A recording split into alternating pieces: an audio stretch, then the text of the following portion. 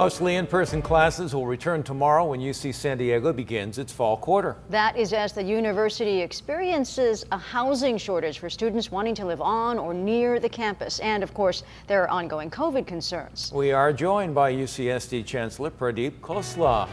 Chancellor, welcome. Thank you. So let's start off with the COVID precautions that you have in place. What kinds of things is the university doing to make sure that students are safe on campus? So, we're doing exactly what we did last year. And just to remind you, last year we had the lowest infectivity or positivity rates on campus. Not only that, but the American Council on Education recognized us with a national award for return to learn implementation. So we're doing the same thing, testing on a weekly basis if you're vaccinated, testing twice a week if you're not vaccinated, wastewater screening, wastewater testing, testing at move-in. So we had about 12,500 students move in during the last week, and only 13 were detected positive. So we isolated them right away. So exactly our best practices that we developed last year. You're also doing other sorts of monitoring. Is that correct in terms of sewer water and going Yes. forward as students start to really return in earnest tomorrow? And can you talk about vaccination numbers? Yes, so we are doing, Virginia, what is called wastewater monitoring, which is monitoring the sewer water from each building. And that is a surveillance strategy where we showed last year that if you're positive, your fecal matter contains the virus about 3 to 5 days before you start shedding the virus through your nose. So that clearly helps us very significantly. And we're also considering adding filtration systems in the classrooms. We're working on it right now to see if we can add filtration systems, filtration fans in the classroom to clean the air more in the classroom, in person. Chancellor, let's shift sorry, to student student housing on campus. How is that going? We understand that more than 1,000 students were on a waiting list that wanted to live on or near the campus. What's happening in that regard? So, that's a fluid number. So as of right now, there's about 400 students on the waiting list. But let me tell you, since 2017, we added 2,040 undergraduate beds. We added about 3,500 graduate beds.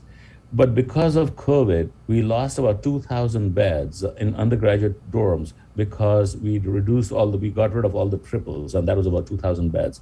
So we are pretty much neutral. And you can tell that we're only 400 short right now. We have programs going on with nearby hotels to find housing. And as we speak, there's a new 8th college being built with 2,000 beds that's going to be delivered in 2023. Now, despite that, will you be able to keep up with growth? Because UCSD has been growing phenomenally. There's some projections that say you could hit 50,000 in enrollment in the next 10 years. Yeah, I know. And somebody asked me, and I would kind of hypothesize that it could happen. I don't expect it to happen right away, but we do have to manage our growth because we need to build infrastructure to match our growth. And I think what has happened is we had not built infrastructure for nearly 2 decades. And when I got here, there was a lot of pressure for us to grow, but you cannot build infrastructure overnight. So that's why we're building infrastructure. And I'm very positive and bullish about what we're building and the student experience going forward. Well, UCSD has a beautiful location, but altogether, why is it that the UC campus has become so popular and it's growing? I can tell you it's not just the location. People ask me, why did you come to UC San Diego? And I joke with people. I said, if UC San Diego was in Wyoming, I would still go to UC San Diego.